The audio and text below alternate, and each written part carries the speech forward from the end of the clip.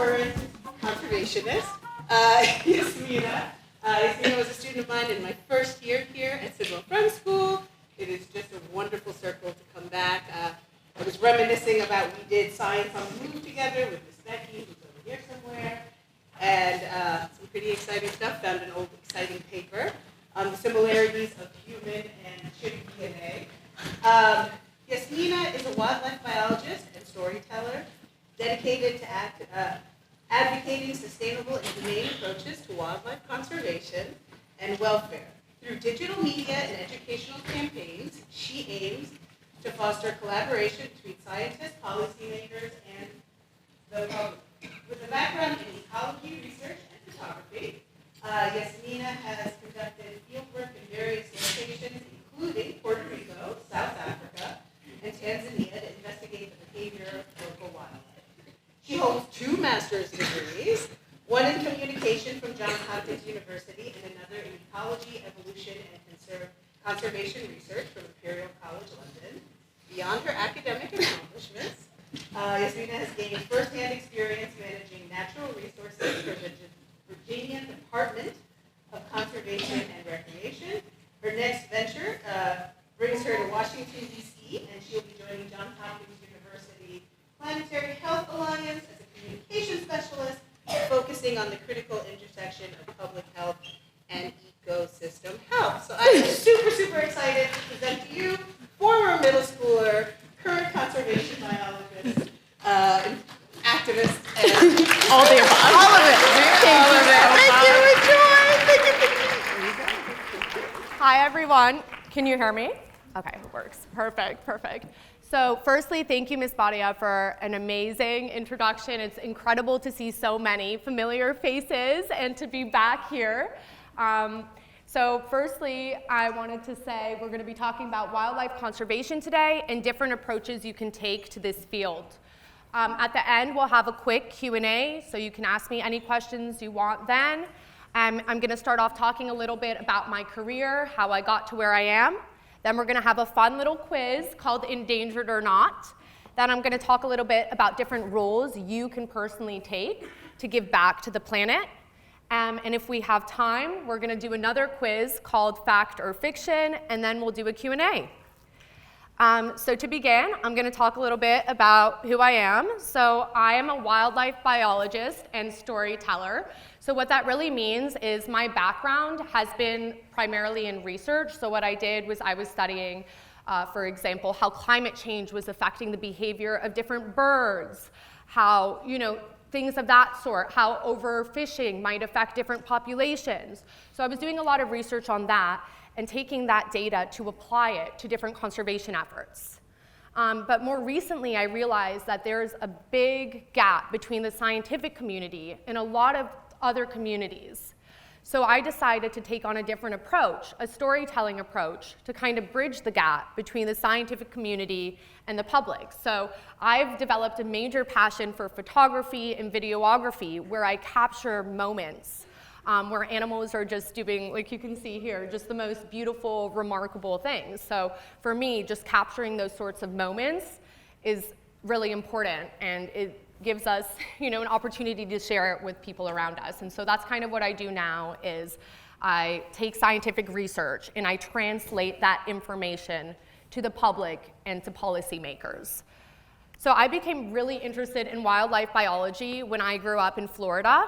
So as you might know, Florida has a ton of wildlife. I quickly wanted to say all the photos that you see I've taken. So these are photos I've taken over the past few years, whether it was through research, excursions, or just in my own time. But when I was living in Florida, there was just so much wildlife. I'd go to the beach every single day, just seeing how quickly the crabs burrow into their holes, or seeing, sharks going after fish, just seeing the birds soaring through the skies. All of these behaviors and just seeing how the different animals survived on a day-to-day basis just captivated me from a really young age. I just thought it was the most beautiful, remarkable thing on earth. And I just loved animals since I was really young. But it wasn't until I came to Sidwell that I really started to understand the scientific behavior and basis of animals. Before, when I was in Florida, my school actually was forbidden from teaching evolution and ecology. So I had never learned about, basic science.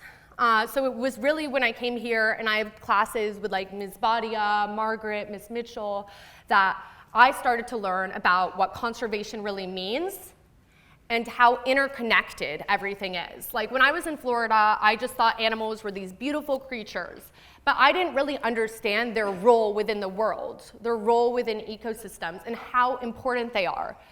It wasn't until I came here that I understood that they're the glue that holds together all of the systems. And you'll see here that I was very obsessed with the planet already from a young age, wearing like a t-shirt in the playground, you might recognize that. I would go on excursions with my friends from Sidwell to the zoo. We even had like a camping trip in 7th grade where I went out, it was optional and I chose to go, and we played a lot of activities outside. So you can see Sidwell really fostered an environment where I was able to go outside and interact directly with nature. And so I was really able to understand like the different plants and animals in our environment and why that's important to us. And so you'll see in the top left corner, this is from my time capsule. Really embarrassing, I found a letter in there. I know they don't do this anymore, but we basically had to write a letter to ourselves about what was important to us and what we wanted to remember in a few years from now. And you would think I would have written about like my friends and my social life, but no, the entire thing was about like ecosystems, animals, taking care of the planet. And I was so unbelievably concerned that like polar bears were gonna go extinct in 4 years. Like those were the sorts of things that I wrote about in my time capsule. I was like, wow, I must have been a loser. But anyways, you'll see in the top left corner that that's from 2011. So that's a test that I actually took here.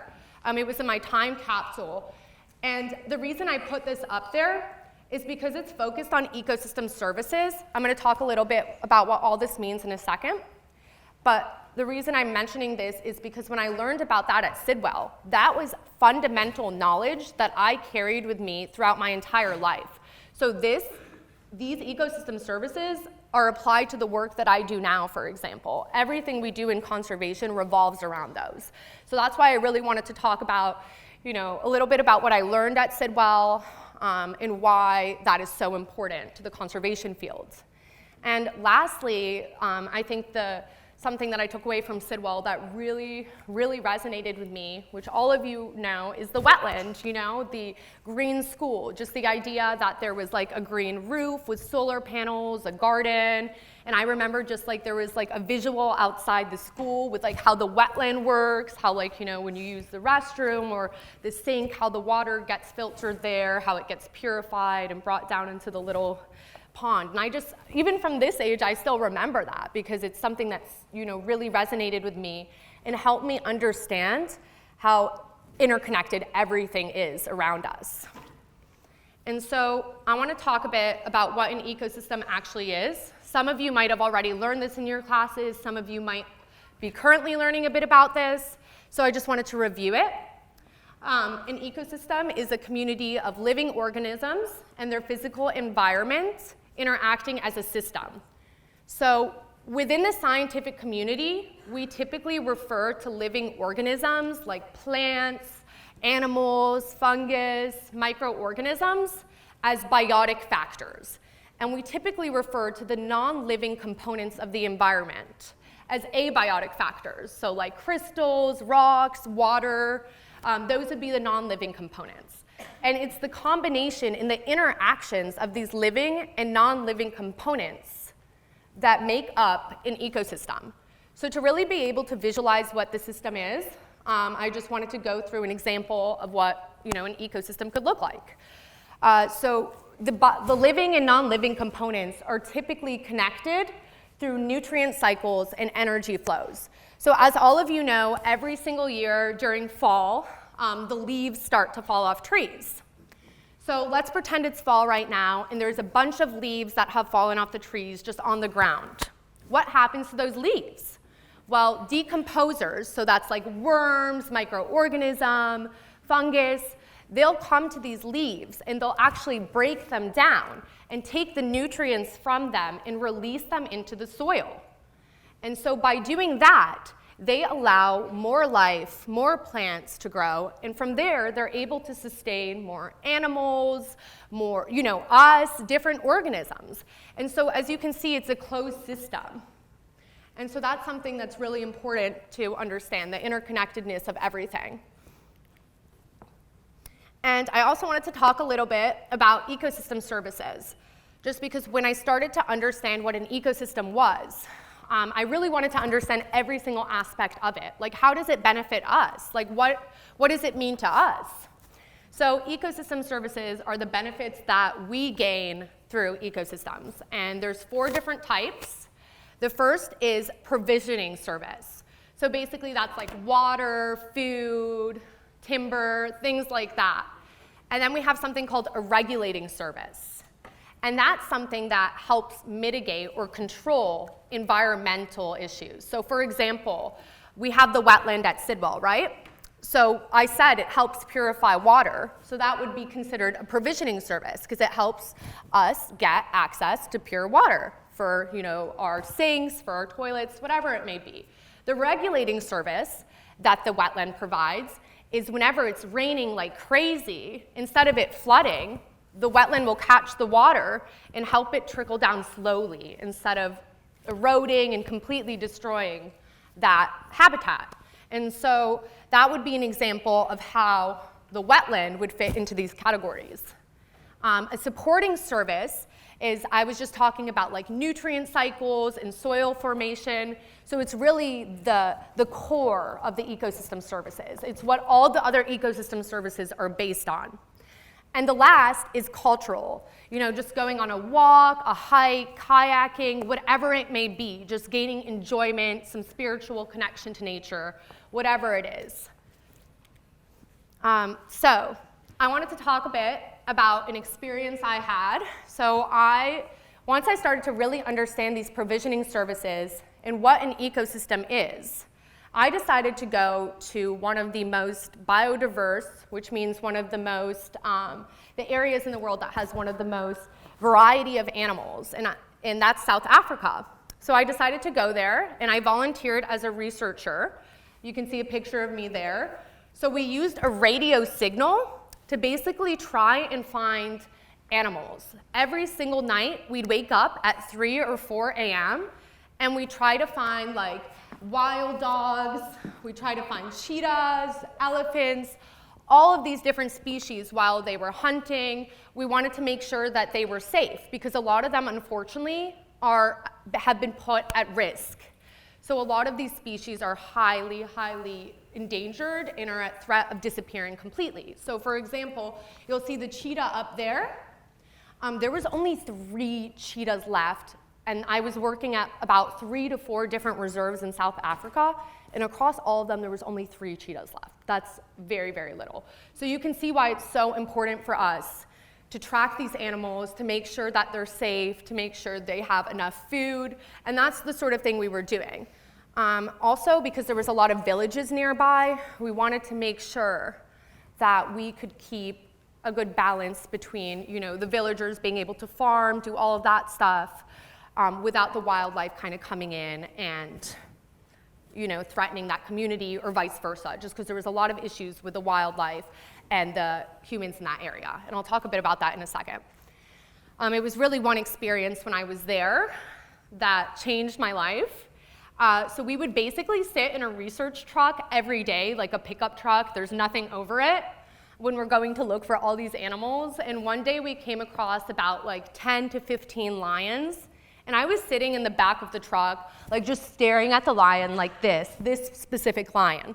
And we were looking at each other for a very, very long time. And I have 2 cats at home, so I'm kind of obsessed with cats. And I was so excited that I was bonding with this lion, or so I thought. Then all of a sudden, the lion starts like creeping towards me slowly. And then he starts running towards me, like literally running towards me. All of a sudden, my supervisor, she notices and she hits down on the accelerator and speeds off. So after this happens, I'm obviously very flustered because I almost just got killed by this lion, and I'm trying to understand what just happened. So I sit down with my supervisor, and she informs me that this lion group has actually been infected with a disease, and the disease is called tuberculosis. So I wanted to understand why they'd been infected with this disease. Why was it causing their behavior to change? So what I did was I did some research. I found out over the past few years in South Africa that there had been a major increase in the number of attacks on humans by lions at all of these reserves. Like a lot of people had been killed because of this. So I wanted to understand why. And the reason why is because they were really sick and they were unable to feed on their normal prey. So instead they had to go for their non-normal food. So us, for example, for visiting parks, people are just sitting there with you always should have your window closed, but people don't always follow rules. So, people would have their windows open and a lion would just come in and grab them, like horrible stories. So I wanted to understand, how did they get this disease in the first place? And I discovered after doing research that they got this disease from us. So basically, because of our farms and because of how we choose to produce food, we create environments that are really easy for disease to spread. So a lot of the cows in that region had tuberculosis. And these lions got the tuberculosis from these farms, from these cows. And so that's actually how they got it. They got it through our behavior, through our actions. And so that's when I really started to understand that, previously I'd learned of ecosystems as like this natural, pristine, place. But I started to understand, no, like we are part of ecosystems. Like we have a role in this, and our actions and our behavior impact every aspect of the environment. So when we're giving these these lions, like spreading diseases to them, not only does that put us at risk, but it also puts their populations at risk and the whole ecosystem at risk, since lions are major predators. So if their populations are decreasing or they're really weak and they can't go after their normal food, then those populations, like antelope populations, for example, they're gonna increase like crazy and the whole ecosystem is gonna collapse. So it's really important as humans to consider our role within ecosystems. And it was after this experience in Africa that it really shifted my lens, and I understood the difference between preservation and conservation. And I'm not sure if you guys have spoken about this, but when I was really young, and throughout my life, even through college, I really learned about the term preservation. The idea that there's a wild, untouched piece of land separate from humans that should be protected.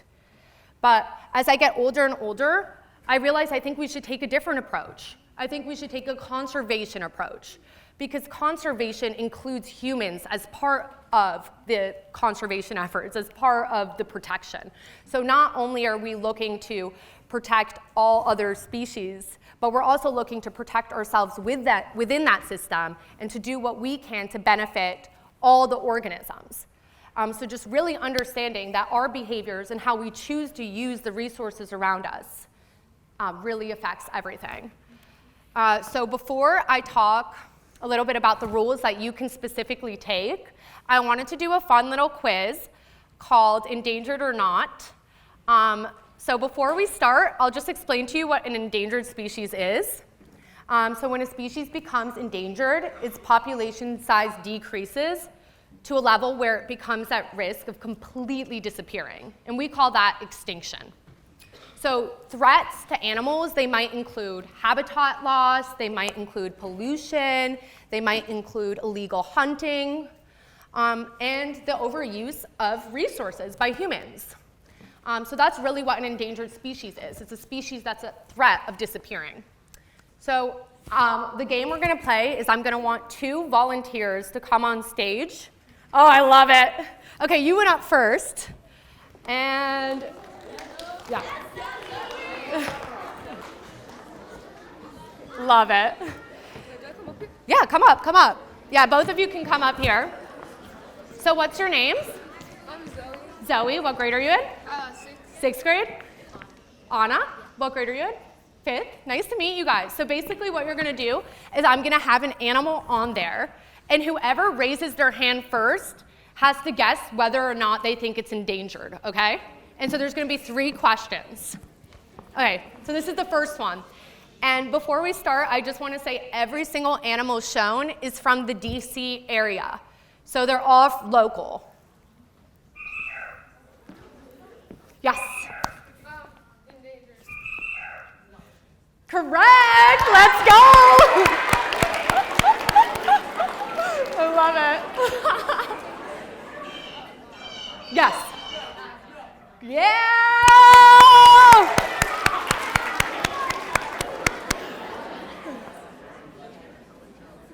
Yes. Yeah! Wait, come here, come here. So you get to choose a treat. I don't know if either of you are allergic to nuts. If you are, don't go for this one. Okay. So raspberry milk. Okay. So if you look at the chocolates, whoever just got the chocolates, you'll see that on the back of it, there's an animal. And that means that 10% of the money that went into this chocolate actually goes to protecting and saving this animal. So if you look at the back, you'll see the specific animal that it's protecting. So I thought it was, relevant to what we're talking about. All right, so next, I'm gonna talk quickly about roles you can take, and if we have time, we're gonna do another fun quiz. So there's 3 different concentrations that I think of within conservation. So there's stewardship. I'm sure all of you have heard of that being at a Quaker school. There's research, and there's communications. And it's really important for all of these concentrations to work together in order for us to have the most impactful effect on ecosystems. Okay, so the first part is environmental stewardship. So being at Sidwell with spices and Quakerism, I've learned about stewardship since I was a child, and that was something I've always valued, just like ethically and responsibly using what's around me and sharing resources with people. That's something, since I was really young, I've always thought was really important. And more recently, a term that's come up, and I know you guys have been talking a little bit about this, is environmental stewardship. So environmental stewardship is focused on the responsible use and protection of the environment, and particularly natural resources. So natural resources might be like lakes, trees, like anything within the natural environment. So really, the goal of stewardship is a commitment to creating harmony between humans and the environment for current generations as well as future generations. So you might think of that as like sustainability. So some stewardship goals, it might be the conservation of ecosystems, like sustainable use of resources, pollution prevention, or simply like spreading awareness on different conservation issues that are happening. So these are some organizations in the DC area that are involved in environmental stewardship. A lot of them are involved in education purposes, volunteer opportunities. So I thought if any of you are interested, here are some organizations that have cool opportunities. And so different paths you could consider is you could be an engineer, you could be an architect. I did a program a few years ago where I did a professional development program at a few state parks in Virginia, and part of what we did was, that's me, wildland firefighting. So there's so many different ways that you can contribute and help empower your community and environment. So something that you can personally do right now is whenever you go home, a lot of people you'll notice in this area just have plain green grass lawns, And so maybe taking part of that lawn and starting to grow beautiful native flowers. So for example, this is called a purple cone flower, and it's from the DC area, and it has a really specialized relationship with the insects around here. And it takes millions and millions of years for that specialized relationship to emerge. So when you just put plain grass, or you take plants and different species from different places around the world and you bring them to DC, it causes a lot of issues in our local environment, because you can see that these relationships take millions and millions of years to develop. And so when you bring in foreign foreign organisms that really, really messes with the ecosystems. So one step, like I said, you could do is look into planting native flowers, like the National Park Service, depending on where you live, they'll have a list of different species that you can plant. And I highly recommend it because you get like really cool birds, like hummingbirds, things like that, different insects. And it's just, I love to just watch them. So it's incredible for them and also beneficial for us. Another area is conservation research. So as I mentioned before, that's where my primary experience has been in the past. So it's really trying to understand the loss of Earth's life and the ways this loss can be prevented. And we call Earth's life biodiversity. So if you've heard that term before, that's really what it means. And so we do all this research to try and understand how we are affecting the environment. And then we take that information and we use it to try and help these animals, basically. And so that's what conservation research is. And you can do it through an academic institution, through the government, through a nonprofit. There's so many different means. And then the last one is communications for conservation. And this is kind of what I'm doing now. Like I said, I'm now more focused on bridging the gap, storytelling, teaching people about the internal state of animals. What are they thinking? What are their minds like? How do they interact with each other? What does that mean? Why is that important to us? And so really trying to understand that and share that with people. So I do a lot of photography, as I mentioned. I do some journalism, a lot of this sort of stuff. So I wanted to give you a couple examples of media that has really affected people in a positive way. So I don't know if you've heard of Blue Planet 2 or you know who David Attenborough is, like Planet Earth. All of those nature documentaries have been really, really impactful on governmental agencies. So for example, because of this nature documentary, the UK now does not use plastic. They have a really, really intense plastic policy in place. So they've really reduced their plastic consumption because of this nature documentary. So you can see, because when you watch movies, when you see photos, that's something that we can relate to very, very deeply. And so you see how impactful that can be. And I also wanted to show you guys a quick 30-second commercial as well that is working on trying to reduce the illegal hunting of rhinos in Africa. So I just wanted to give you guys sort of another type of approach that you could take in storytelling as well.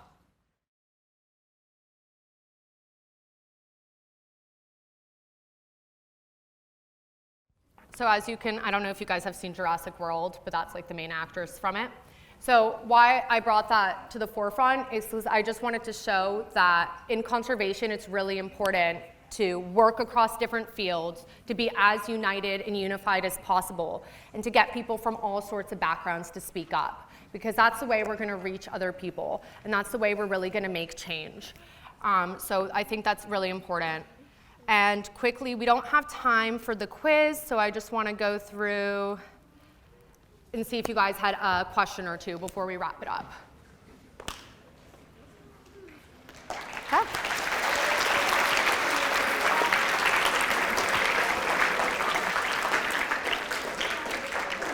If any of you are interested in conservation or environmental stuff and want to reach out to me, feel free to at any point. So you're welcome to. Just wanted to put that up there.